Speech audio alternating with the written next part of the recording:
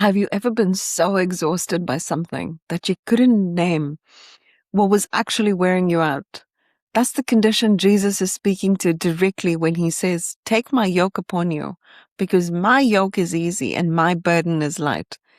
And most people hear that and think Jesus is promising an escape, less work, less weight, less to carry, less burden. But that's not what a yoke is. A yoke was never made for one animal. It was made for two, a younger, weaker animal, which would be paired with a stronger and more experienced one.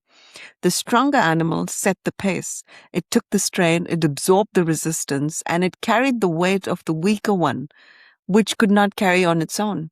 And once you understand that, the whole verse changes. Now, Jesus is not saying nothing will ever feel heavy again. Jesus is saying you don't have to pull this by yourself. Yes, the field is still there. Yes, the work is still there. The grief, the bills, the parenting, the healing, the pressure, the thing that wakes you up at 3 a.m. All of it might still be there tomorrow. Jesus never promised the field would disappear. What he promised is that he would not stand at a distance, watching you break under it. He comes close to you, neck beside yours, strength beside your weakness, pace beside your panic. And he says, "Let me carry this with you." So think about that, what actually means for the parts of your life that you've never said out loud. Maybe the load feels unbearable right now, not because it's too big for two, but because you, and if you're anything like me, have been pulling something alone that was built for two.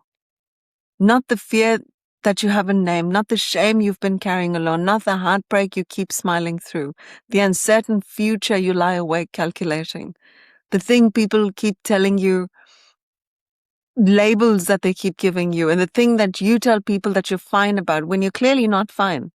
So here's what I want you to notice. The rest Jesus offers isn't always something that arrives after the field is finished, after the season ends, or after the hard thing passes. The rest comes right in the middle of the work. The moment you stop striving alone, the moment you stop pretending you're strong enough to do this without help, the moment you let him come near enough to actually feel the weight beside you. His yoke is easy, but no, his life doesn't suddenly become easy because he is gentle with you in it. His burden is light, not because the burden doesn't exist or it doesn't matter, not because your pain's not real, but because he's the one carrying the part of it that would otherwise have crushed you. So maybe today the prayer doesn't need to be complicated.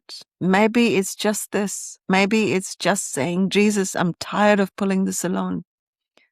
And maybe that's exactly where rest begins.